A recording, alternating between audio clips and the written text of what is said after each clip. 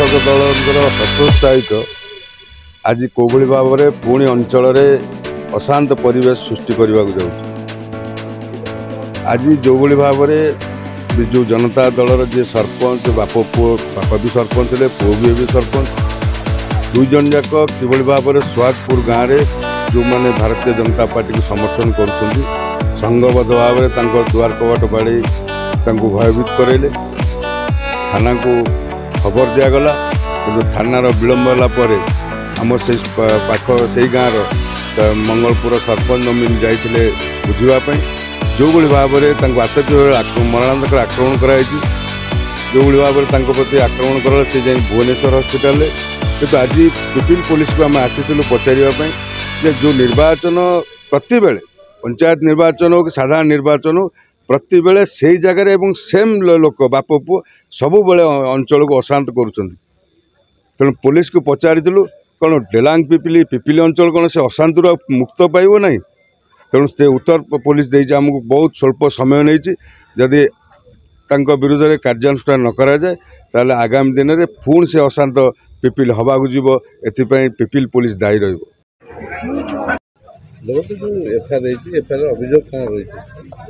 देखो इलेक्शन निर्वाचन चलवा दिन गोटे शांति श्रृंखला चलता आज गोटे हठात एभली किसी गोटे गंडगोल कर आवश्यकता नाला जनक घर उपर को अतर्कित आक्रमण करते से संपर्क में से घर वाला विभिन्न तार सहयोगी को बचाई फोन करथिला से फोन से माने पुलिस सहायता मागिथिले पुलिस विलंबता सबू आज बहुत अघटन घटी जहाँकि मृत्यु मुखर कहले लोक बंचा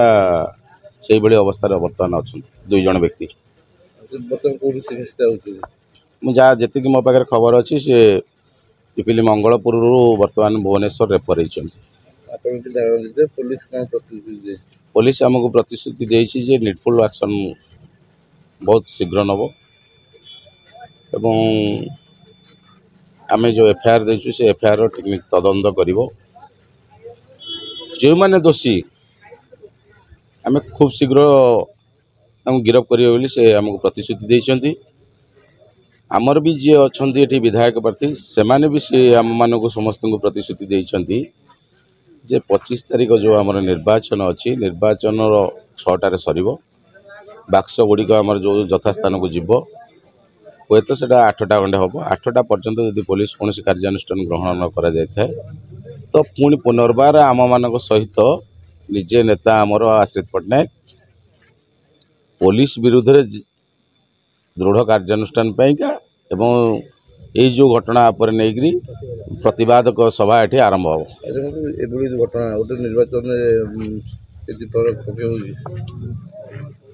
निर्वाचन बीजेडी एमती हिंसात्मक घटना जो भली भाव में आज भेले मुझे निंदनीय प्रथम कहूँ जो आज की